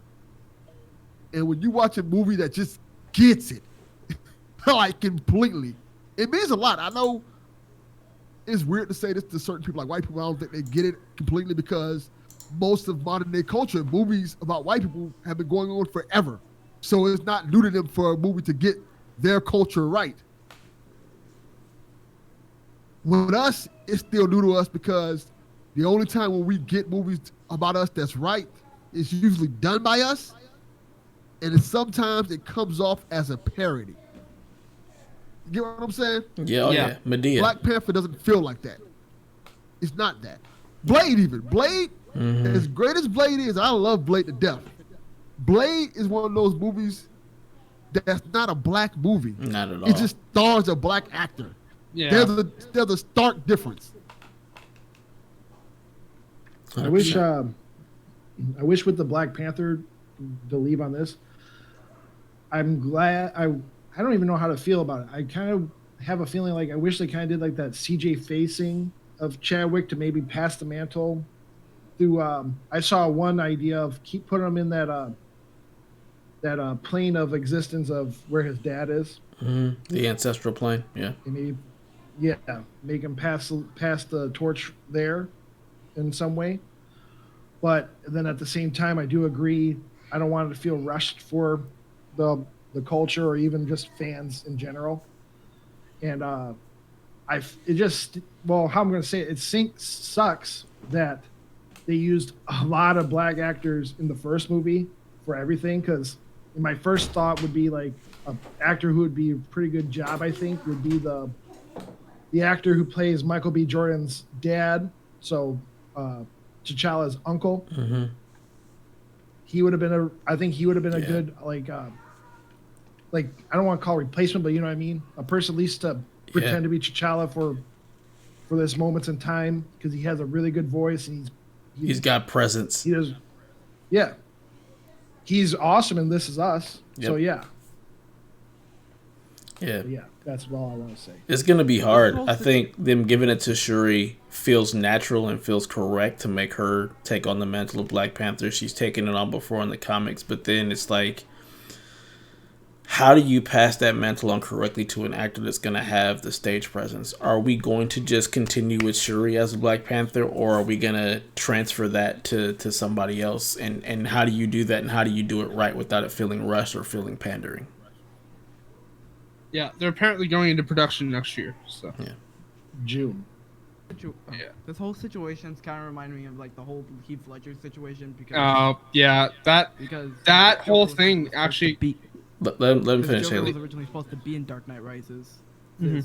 but since Heath Ledger passed, they had to rewrite the script, and oh god, that movie was. And I'm hoping Black Panther 2 does not end up in how Dark Knight Rises was, because that felt rushed. I will say this, and my son just brought up a good point. The Heath Ledger thing is kind of the perfect example in terms of Heath Ledger passed away. They gave it some time. They came up with another Joker. That Joker wasn't good. But they came up with another Joker that people love. I think if you find the right actor, people will accept it. Yeah. Yeah, you already lost on that, my friend. Jared Leto is reprising his role as the Joker. Yes, he is. In the Snyder cut of Justice League, we've already lost on that. 20 hours long. And yeah, that movie is like apparently going to be 5 hours long. There's like 150 minutes of unseen footage going into the Snyder cut of Justice League. It's already on top of a 2-hour movie. Just make it a series. Make it a limited series. That's what they're doing. They're releasing it in like 5 parts. 4 episodes. Okay. Yeah. Cool. Thank God. I won't watch it, but that's cool. I mean, again, HBO Max isn't available here, so I feel bad for you. But basically, I hope Jared Leto Joker does not come back after that, because, oh god, my friend mentioned this, and I thought it was funny, so I'm gonna say here: if Tekashi 6ix9ine was a Joker, that would be exactly him. That man is already accurate. a Joker and a laughingstock, so That is accurate. I like Jared Leto's Joker. I don't care. Works for me. It's crazy. I take back all the good things I said about you, Delvin Jr. Oh, actually, hey, breaking news. From Insomniac Games. Overnight, we released an update for Marvel Spider-Man on PS4, bringing those suits and the ability to export your save to Marvel Spider-Man Remastered. We also updated Remastered to allow import of those exported saves with many additional fixes, including the rest mode crash. Getting a PS5. So, you can now upload your save from Marvel Spider-Man PS4 to the remastered version. That's great. Perfect. I didn't buy that I one. was scared about that. I got just the regular. Yeah, I know you got the regular. I've been waiting for them to fix the rest mode glitch with remastered before I opened it. So now I can download remastered. I didn't even download it because of that rest mode glitch. Makes sense. Yeah, I would have held off on that too. All right, let's move into our final story here. So this has been kind of lighting up the internet. Lots of conjecture, lots of thoughts around it. Jim Ryan in an interview kind of hinted at something, going on with PS Now. In an interview to the TASS Russian news agency, he was asked how will Sony respond to Microsoft's Game Pass. His answer was surprising. He said, "There's actually news to come, but just not today. We have PlayStation Now, which is our subscription service, and that is available in a number of markets." There has been so many different thoughts and ideas about what the heck this quote means.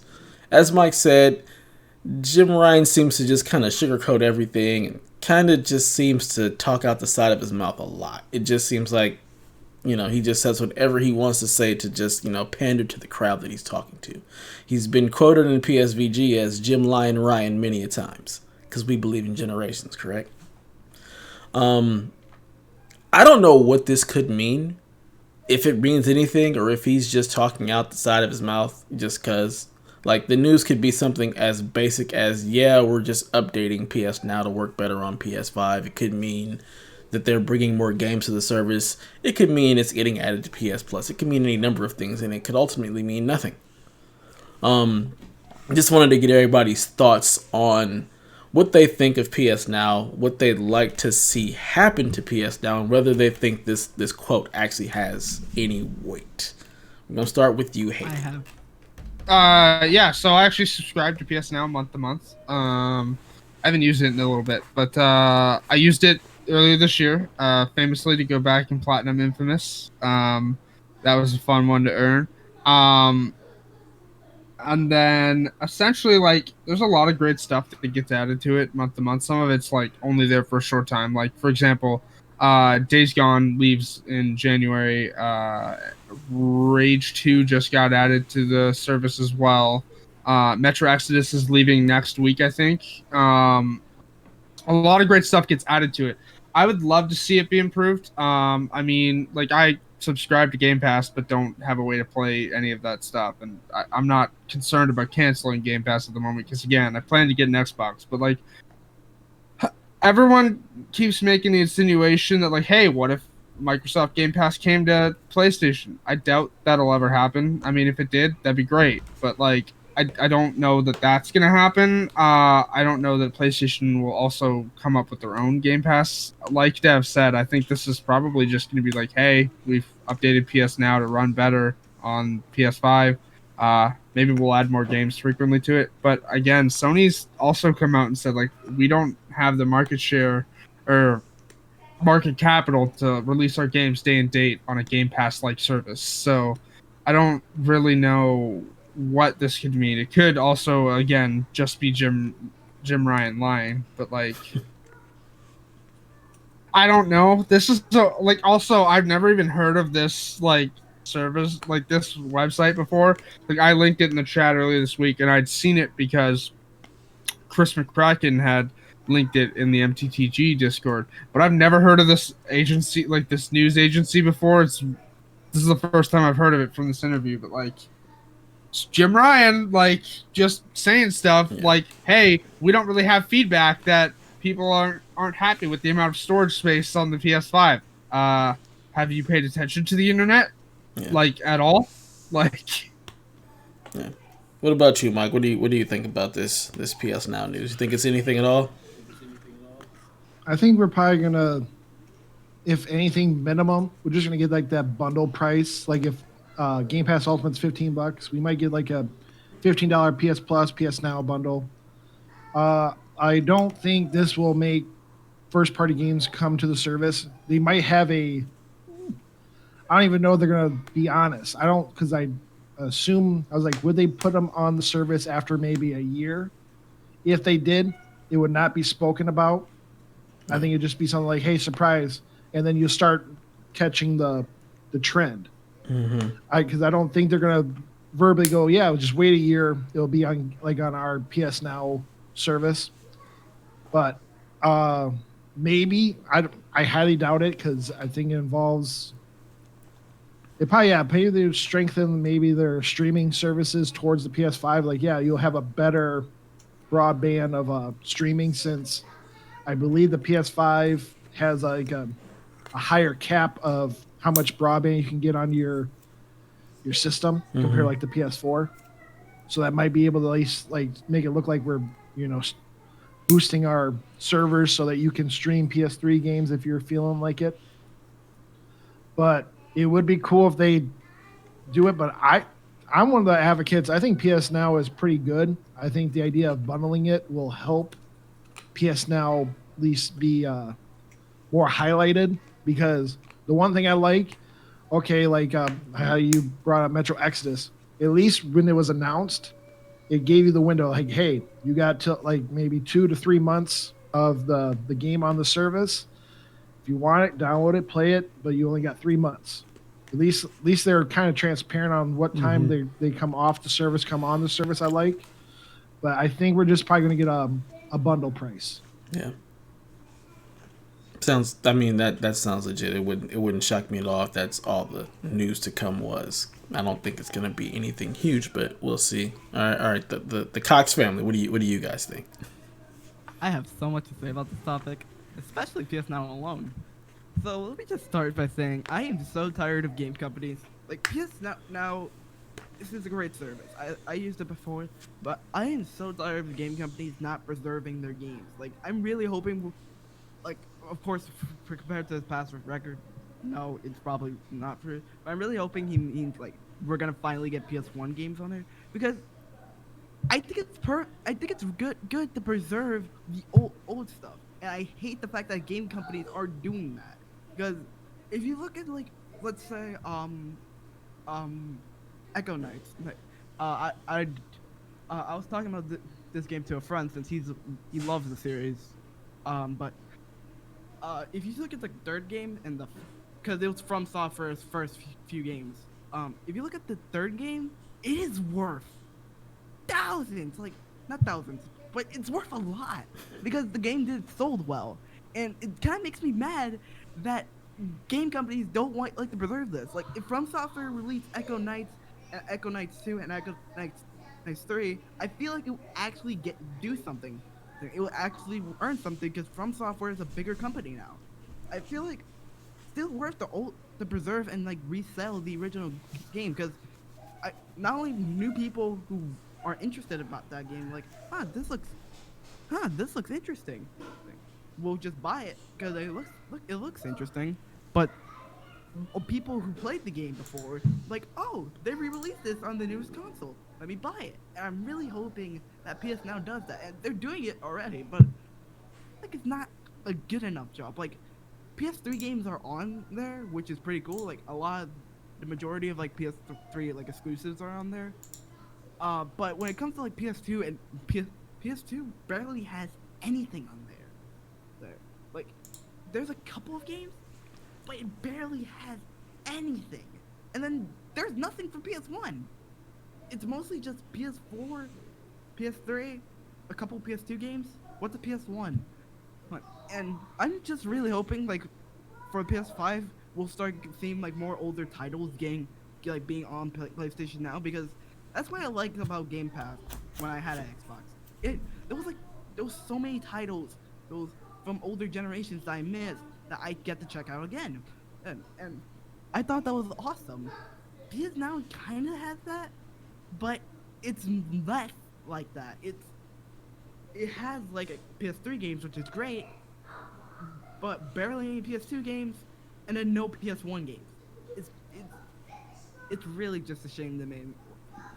That's all I have to say. Yeah, they're definitely sitting on a treasure trove of game titles when you look at the PlayStation back catalog from PS1 to PS2, even to PS3. They could definitely do a lot with it and almost kind of challenge Game Pass when it comes to just the older stuff and kind of like a back compact experience. I just don't know how much of that is just like lost in licensing and rights and things of that nature, because a lot of times they don't end up owning these IPs, or the companies that own the IPs no longer exist, so it becomes this muddled mess of how do we even license the games to put on this service. I think that could be a lot of what's going on, especially with the PS1 era. PS2 maybe not as bad, but I still think that there is a lot of stuff that just happened behind the scenes where those games aren't able to be licensed again to be put on a service like PS Now. But they're definitely sitting on a treasure trove. Another thing here too that I think could be an improvement. Hey, how about when you're streaming PS3 games, actually have the DLC accessible as well? Because Fallout 3 is essentially like Fallout 3 is consistently advertised on PS Now as like, hey, here's a role-playing game. That game is broken essentially without the DLC now. At that point, like there were so many patches added with the DLC that the game is essentially broken without them. And you can't access them while playing PS Now because it's streaming the game, so you don't get access to the DLC.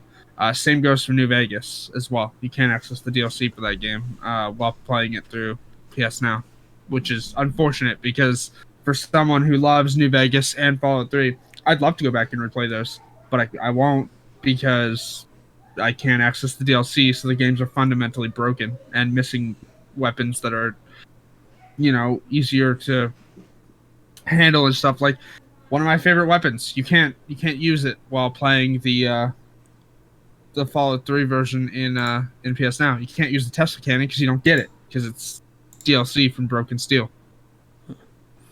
Any thoughts on this at all, Delvin? I think PS Now is a great service. I like it a lot, but it's weird. I think when people say competitive Game Pass, I look at it like this. Well, PS Now kind of is a competitive Game Pass. They just don't market it. They have similar. Only difference between PS Now and Game Pass is the fact that Game Pass brings current games to the system, as opposed to PS Now brings some current games, but mostly older games to the system. The problem with PS Now that I have is the fact that they have great games, but then they have a lot of fluff on there.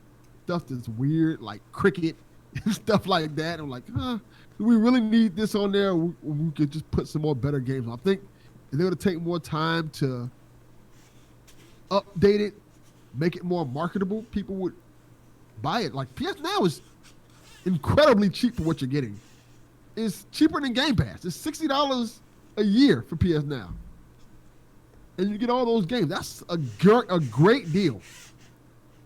But they don't never talk about it, and also it's always on sale. Like I think if I'm correct, it's on sale now for like $44. And they just don't promote it. They just don't talk about it. They just don't bring it up, and I feel like that's one of the things they're kind of missing on. Like they can make it a thing, they just choose not to make it a thing, and that's the biggest problem with PS Now to me, honestly. Yeah, they definitely could use some marketing push, just a little bit more visibility. Hopefully that'll bring that. I mean, there's a whole tab for it on the PS5, like natively.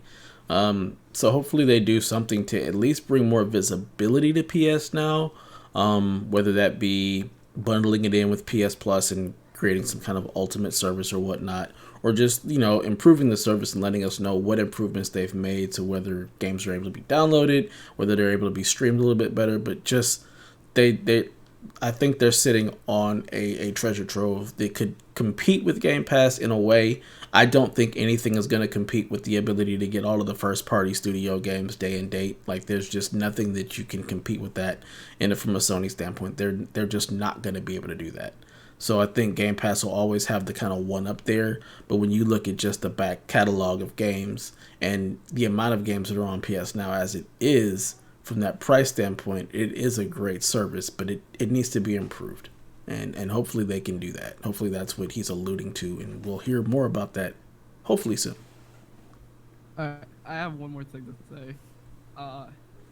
Funny story, actually. So I was actually looking through the PS Now library and just browsing it, and I saw so many licensed games that I honestly had tried. So I spent the entire day playing a bunch of garbage licensed games. Like Isn't Bolt one of those titles as well?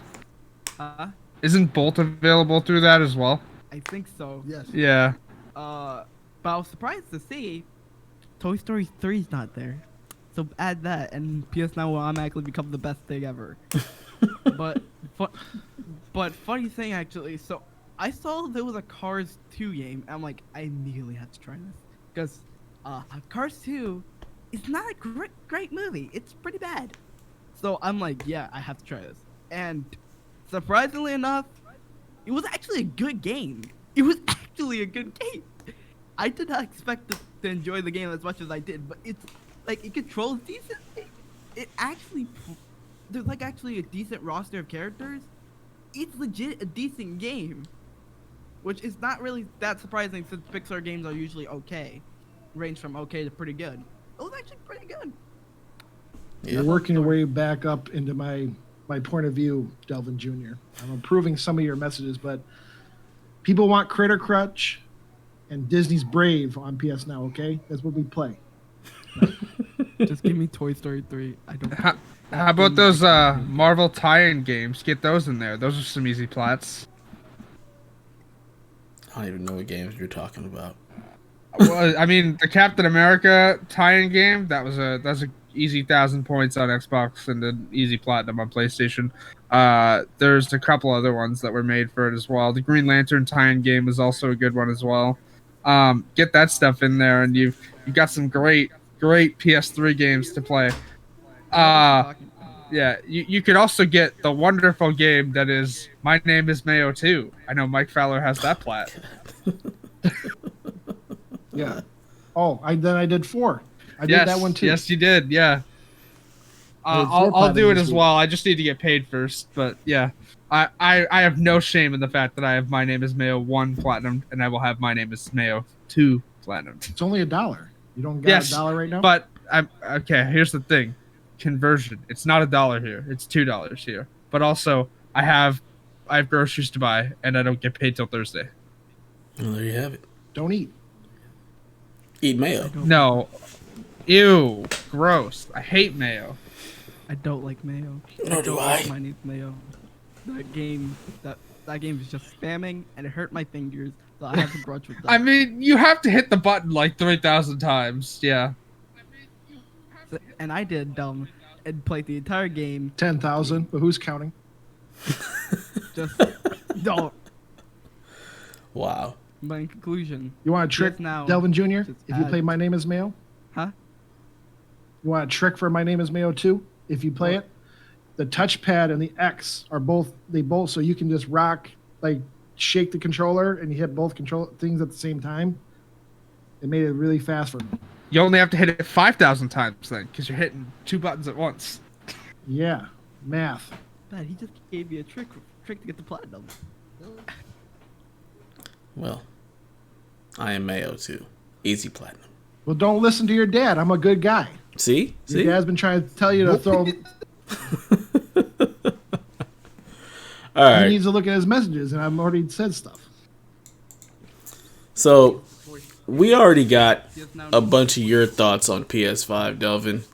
Mike, you've had the PS5 for a while. I'd like to get your thoughts on how you feel about the PS5. I know you said you were coming from a base PS4 to the PS5, and that seems like a pretty large transition. So just give me like your overall, the good, the bad, the ugly, of how you feel about the PS5 and what it's doing for you. It is like it's really cool. It's night and day compared, but this also is my first time ever being at a launch for a system. I usually buy my systems around like tax time and stuff, but this is the first time we were just able to get one. And I don't have, there's no buyer's remorse, but I do wish to hear they're a little bit faster on the updates than they're saying. Like even at the simple fact of like you can't buy movies right now. Oh, that's I used to use PS Video, but again, subtitles aren't available here. But that's still my biggest pet peeve. You have the access to the PlayStation library of videos that you've purchased already, but you can't purchase anymore on the system. Right. And then, but I'm waiting for Delvin to do it too, like you are, Dev. That I had no remorse on all this fidelity performance mode crap, but then playing Miles, and then also even playing some of the older PS4 games that were like Ghost of Tsushima. Oh yeah.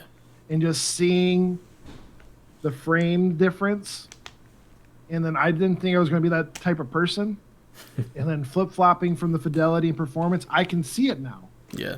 And it's very strange for my brain. I'm like, am I this person? I can't believe it. I get a little nervous, but I'm glad to hear that like game developers are putting updates out there saying, hey, these like the rest glitch and stuff. But like I only had my system did that one time, did like that system rebuild your hard drive stuff. Yeah. And I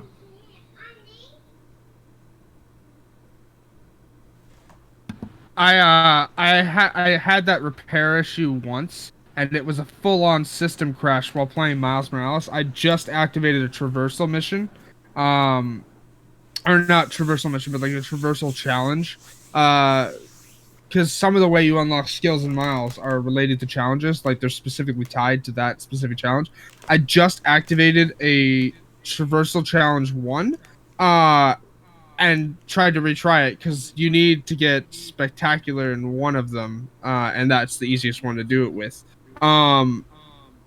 But essentially, trying to restart that challenge, not from the card system, just trying to restart it in game, full on system shut down, like off, full on, had to hit the power button, and it had to repair memory. But then that's the only time I've experienced that issue at all. Knock on wood. My biggest question is I'd like to see both companies. I'd love to see how this launch would have been with no COVID. Yeah.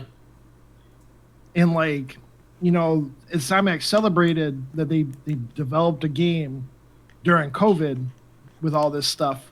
And I do see, you know, you do see bugs. And this is probably the first time I've seen this much bugs probably in a Sony game period recently, of a recent game. These, like, the bugs that are being shown for Spider-Man are almost not like to throw them under the bus, but like you hear like those Ubisoft glitches, like with Assassin's Creed with no face for Unity and all that stuff. It's like goes into that territory. Not saying bad on either, but you know what I mean? This is the first time in a while. And, can we just throw it under the bus for COVID?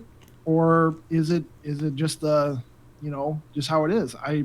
But I do not have any buyer's remorse. I like to just more say I'm loving it. I am like, I was I listened to people, but having the DualSense in my hand and doing Astro's Playroom and feeling the difference. Like, you could literally feel the difference of a metal slide into a pool, and there's this little section in the sand that has sand and like planks of wood, and there you can literally feel a difference in the sand crunch, the wood plank into sand, vice versa. And then that cool spring level leads you into a snow level, and the crunch of the sand is not as deep and thick as the snow one. And it's mesmerizing to see stuff. And I'm really happy to also see that third parties are using the triggers right now at launch. I hope it continues. Yeah, the trigger use in Borderlands is... I think it's a game changer. Yeah, it's definitely, man, that controller. It's one of those things that you really can't even explain. It's one of those things you really have to put it in your hands, and you have to like feel it and see the difference to really understand what people are saying. Like, I was really thinking like it was just gonna be, some vibration. Cool, we have vibration. It'll vibrate stronger or better, but it's really cool to see what they've done with that tech. And then, like I said, it's one of those things you really have to experience to truly understand how game changing it can be.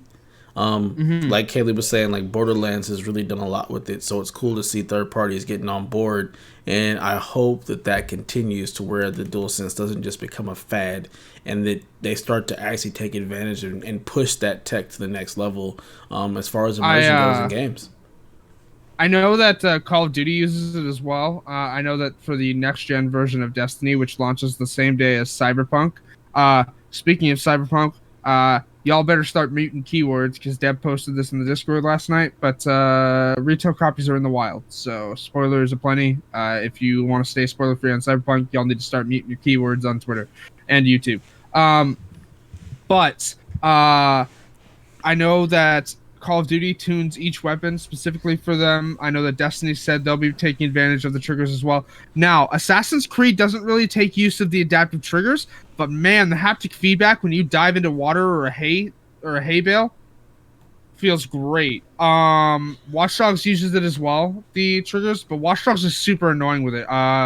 Again, I'm done with Watch Dogs for now. I may jump back into it later when I can have more space in the system, but essentially, Watch Dogs locks the triggers every time you fire, and then you have to push super hard, which for using a weapon that's supposed to be automatic, not fun, but still cool that they're using it. Okay. What I'm gonna say first up about Cyberpunk's release date, I know that's unrelated, but it's gonna come out about 2077. It's on the name, so it's gonna have some. But secondly, I think this is gonna get forgotten about. The same thing happened with the PS4, with like the motion controls and like the touchpad. It's gonna either be forgotten about, or just used for more smaller things. Like, I think the haptic feedback and the adaptable triggers will be used. But as for the rest of the features for the thing, it's probably gonna get forgotten about. So at least that's what I think. Well, motion controls suck, so I'm glad they forgot those. Those can get left in the dark. But this adaptive feedback stuff is great. I need to see more. I like motion controls. You stay in the back seat, Delvin Jr., saying all these features are going to go away. Yeah. Sit in the back. Stop it. You have to believe. Anything you'd like to add to your PS5 experience, Delvin, before we get out of here? No, I think I'm good. I think everything Mike said is accurate. I think it's a good start of a system. I think, like I said before, the biggest difference between both of the systems is Game Pass, which is good, but if you played the games are old. And PlayStation actually has exclusives. Like, it matters when you have a game like Miles Morales to play. Even though it's on PS4, it looks a completely different game on PS5. It matters when you have games like that, Demon Souls to play, or even Godfall for that matter. Godfall is dope. Matters in terms of your experience with the games and wanting to have that next gen experience. Even Astrobot, those things matter to me. Like, it's cool to play Gears 5 and Gears 5 look prettier and awesome and stuff like that, but at the same time, I want a different experience, and I feel like playing Demon Souls and the way it looks now and stuff feels like a different experience. Playing Miles feels like a different experience because it's a new game. Wait, hold on a sec. Delvin is playing Demon Souls? I call doubts. I barely touched it, but I am going to play it. I haven't. You didn't buy it. I'm shocked you bought that one. Yeah. Actually, no, I'm not. You buy everything. Yeah, I bought Demon Souls. I got what else did I get? I got Mortal Kombat Ultimate Get Call of Duty. and Call of Duty Cold War. Hey, fun fact about Call of Duty Cold War, you can play as a non-binary person and Ronald Reagan will respect your pronouns, which is absolutely hilarious considering everything that happened with the AIDS crisis. Wow. So that is definitely taking a stretch. Yeah. Also, shout out to playing as a non-binary person who commits war crimes, because Or Wow. I wonder if you play as a black person, does he sprinkle crack on you? No paperwork. Let's put some crack on him. Get out of here. God. maybe it is Ronald Reagan, but yeah, it's definitely a stretch that you can play as a non-binary person and Ronald Reagan will refer to you as they, them. Wow. Okay. That's a stretch for sure. On that note, that is going to do it for episode 61 of the PlayStation Experience. Just want to say thank you to Mike Fowler for joining us. We're definitely going to have you back. Thank you to Delvin Jr. and happy birthday. Yes, good to hear some of birthday. your thoughts. You actually probably have some better gaming thoughts than Delvin does at times, so Probably. good on you. If you enjoyed yourself here, please feel free to follow us over on the Twitters at PlayStation XP. Stop by our blog at PSVG Blog or the Discord at PSVG Blog/Discord and join us in our shenanigans there. It's on and popping. We'll see Delvin Jr. in there a heck of a lot more than we'll see his father because he just doesn't hang out.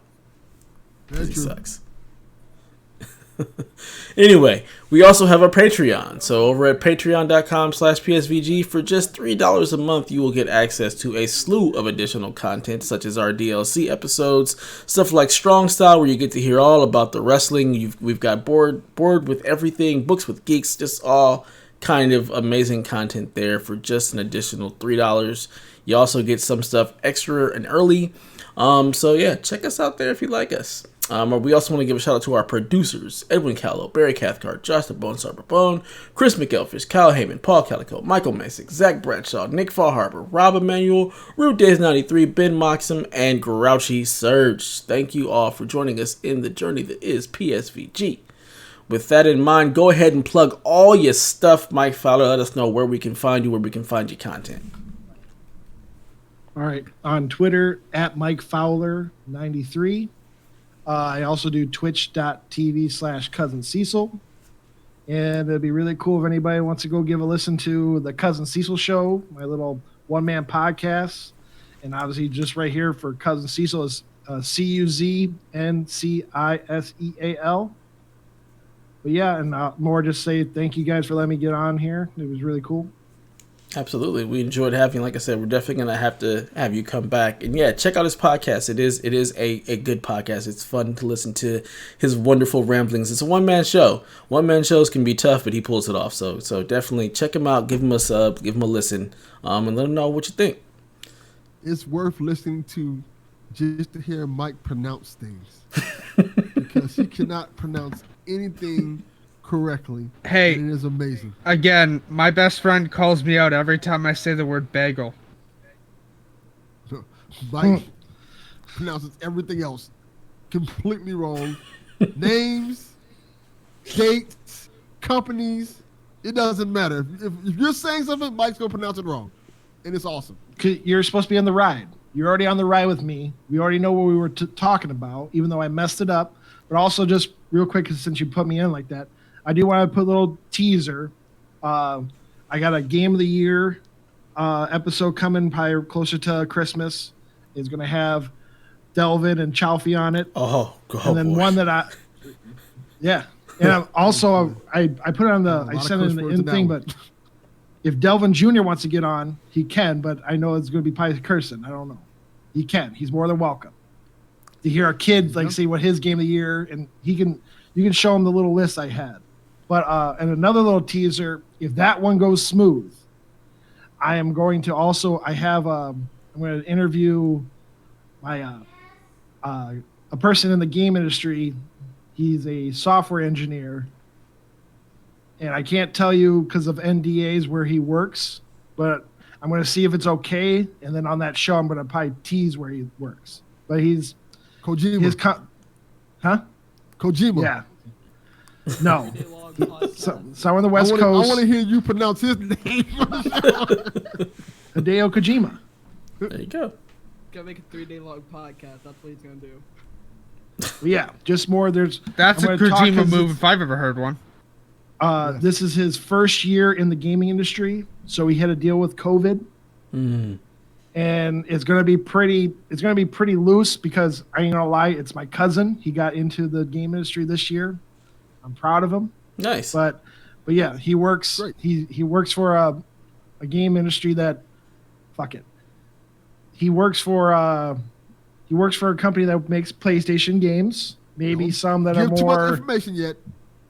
well, maybe someone that involves a lot of theft of automobiles. Okay. So okay. Okay. But yeah.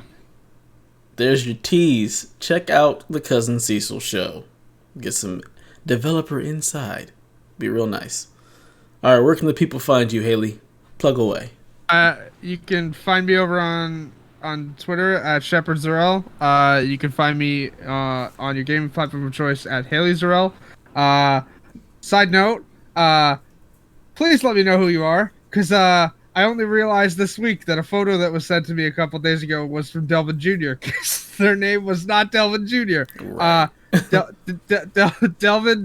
Delvin Jr. drew me a very nice picture of The Last of Us because it's my favorite game. But I didn't know who it was from because their name was not, anywhere to do with it. It was just a group that was sent to me. But I loved it, and it was great. And Delvin's been talking to me, Delvin Jr.'s been talking to me about Assassin's Creed and wondering if he should pick up Valhalla. And I say yes. But you can also find me on twitch.tv/HaleyZarel, where I'm probably going to stream some Valhalla. It won't be like a start from the beginning or anything like that. It'll just be me screwing around in the countryside of England. Possibly I might stream some Spider-Man Remastered as well. I don't know. We'll figure it out. You can also follow me on Tumblr if you're interested in seeing me ramble about the terrible finale of Supernatural, because that was the thing that happened this week. Way to ruin. That's 3 shows now. They've all done hey, we're going to pull a Game of Thrones. That's garbage. It's absolutely stupid. Way to throw 15 years of character development out the window. I've seen one episode of Supernatural and stopped watching because I got bored. I've watched every single one of them, and they threw 15 years of character development out the window. Jesus. That sucks. I hope that some strong black men will hold and not watch Scott Pilgrim versus the World, since Haley hasn't watched Black Panther yet. I've seen Scott Pilgrim versus the World. It's I a fantastic some strong movie. black man. What kind of sites are you going on? Looking for strong black men. I want them to resist watching Scott Pilgrim because it's about Canada, like how Haley is doing for the culture of Black Panther and all you guys, So all you strong black men out there. Hey, just noting, Mike Fowler. after this episode, Mike Fowler is going to be found dead in a ditch, just so we're clear. Whoa. He's gonna be finding dates with strong black men. Delvin, plug your crap. so we can get out of here. I'm tired. You got something to plug, boy? Yeah, I do. Go. Discord. Yes, tell them where your Discord is. They can find you on Discord. I have a server. That's all. That's probably the most I'm probably gonna plug. But I have a server. It has a work in progress name, where it's just there to chat, play games and stuff like that. It's rather small, but I think it's worth plugging in anyways. It's called the Bloomith. It's the name's not final. It's a terrible name, but it's not final. We'll plug that in our PSVG Discord for all your links. I'll plug it in the show notes as well on Just tell YouTube. them your name on the Discord so they can find you. My name is on Discord. I do not remember my number because Red. my Discord code is Ren. I was originally Red, but personal stuff happened, and I changed it to Ren. Ren, because Ren is the name of the Persona 5 protagonist. So I'm like, I like that. And Dad thought it was a character from Ruby, which I'm just gonna say I don't like Ruby. No. I mentioned that it could be from Ruby because it was the only character I knew of that also had the name Ren. I've not played Persona or any of that stuff, but that's the only thing I've known a character named Ren from is Ruby. That's why I brought it up. Yeah. Only Ren I know is Ren and Stimpy. There it is. There you go. Plug your stuff, Delvin. Twitter at Delvin_Cox. Check out Delvin Cox. Oh, you know what? Check out the Delvin Cox Experience this week where Mike's on our guest sister podcast. What is it called, Mike? It is called Garbage Opinions Podcast. I'm gonna watch that. I love hearing trash opinions. Yeah, he loves garbage. But there's a debate on there where we have a debate about Marvel versus DC. And I am the moderator. Mike's on one team. There's some other people on the other team. And they debate which one's better as a whole, not just the movies, but as a whole, Marvel Comics or DC Comics, and you'll be surprised. And we let the fans decide who won. And if you look at the poll, not looking too good for Marvel. Okay. I mean, DC has Dark Knight on their side, so they're basically good to go. Just listen to the episode. I think it's good. All right. You can find me at DatNinjaDev pretty much everywhere. Discord, Twitter, Twitch, DatNinjaDev. That's who I am. That's where I be. So feel free to give me all the follows. I'll probably be streaming a little bit more just because I actually enjoyed that when I did it for Extra Life. So DatNinjaDev or twitch.tv/DatNinjaDev. Give me a follow. I'll be streaming games because I like playing games. And with that, long live play.